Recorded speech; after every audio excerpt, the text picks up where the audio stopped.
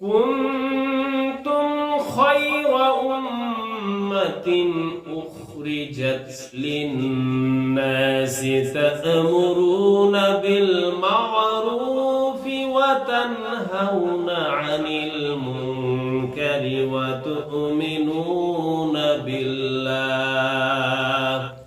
আল্লাহ রাব্বুল আলামিন বলেন, তোমরাই শ্রেষ্ঠ জাতি, মানুষের জন্য তোমাদের অভ্যুত্থান করা হয়েছে।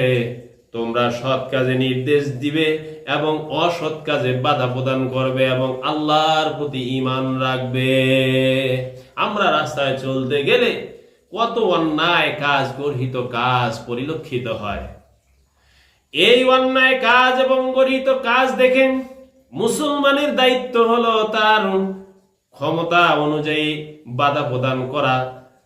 কেননা আল্লাহ রাব্বুল আলামিন পবিত্র কোরআনুল কারীমের ভিতরে এই নির্দেশ দান করেছেন।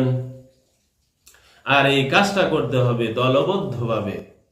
রাব্বুল আলামিন বলেন, ওয়াল তাকুম মিনকুম উম্মাতুন ইয়াদউনা ইলাল খায়রি ওয়া ইয়া'মুরুনা বিল মা'রুফি ওয়া ইয়ানহাউনা 'আনিল মুনকারি ওয়া উলাইকা হুমুল মুফলিহুন।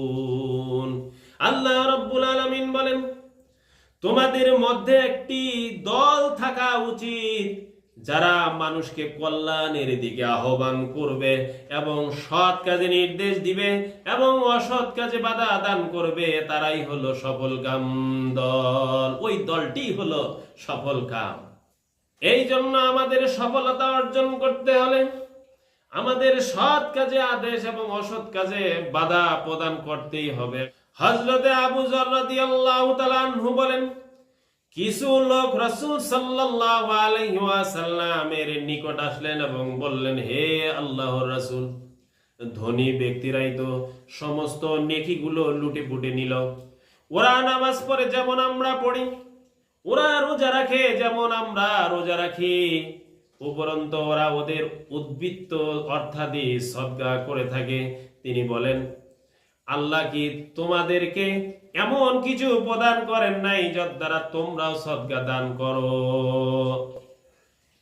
তোমরা শোনো শোনো, প্রত্যেক তাসবিহ সুবহানাল্লাহ হলো সদকা, আর প্রত্যেক তাকবীর আল্লাহু আকবার বলা হলো সদকা, প্রত্যেক তাহমিদ আলহামদুলিল্লাহ বলা হলো সদকা, প্রত্যেক তাহলিল লা ইলাহা ইল্লাল্লাহ বলা হলো সদকা। আর মানুষকে সৎ কাজে আদেশ দান করা এবং সৎ কাজের উদ্বুদ্ধ করাও হলো সদকা, এবং মন্দ কাজে বাধা প্রদান করা, তাদেরকে বাধা দেওয়া হলো সদকা স্বরূপ। সুবহানাল্লাহ। হযরতে মা আয়েশা রাদিয়াল্লাহু তাআলা আনহা বলেন, রাসূলুল্লাহ সাল্লাল্লাহু আলাইহি ওয়াসাল্লাম বলেছেন, প্রত্যেক আদম সন্তানকে 360টি গ্রন্থির উপর সৃষ্টি করা হয়েছে। এর প্রত্যেকটির পক্ষ থেকে রয়েছে প্রদেয় সদকা। সুতরাং যে ব্যক্তি 365 সংখ্যক আল্লাহু আকবার বলে বা আলহামদুলিল্লাহ বলে বা লা ইলাহা ইল্লাল্লাহ বলে বা সুবহানাল্লাহ বলে বা আস্তাগফিরুল্লাহ বলে বা মানুষের পথ থেকে পাথর সরিয়ে দেয় বা কাঁটা সরিয়ে দেয়, হাড় সরিয়ে দেয় এবং সৎ কাজে আদেশ করে আর মন্দ কাজে বাধা প্রদান করে, সেই ব্যক্তি সেই দিনের জন্য দোজখ থেকে নিজেকে সুদৃঢ় রাখে।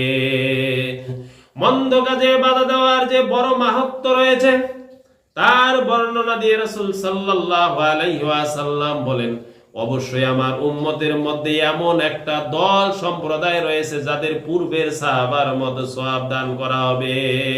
তারা হলো মন্দ কাজে বাধা দানকারী, যারা মন্দ কাজে বাধা দান করে।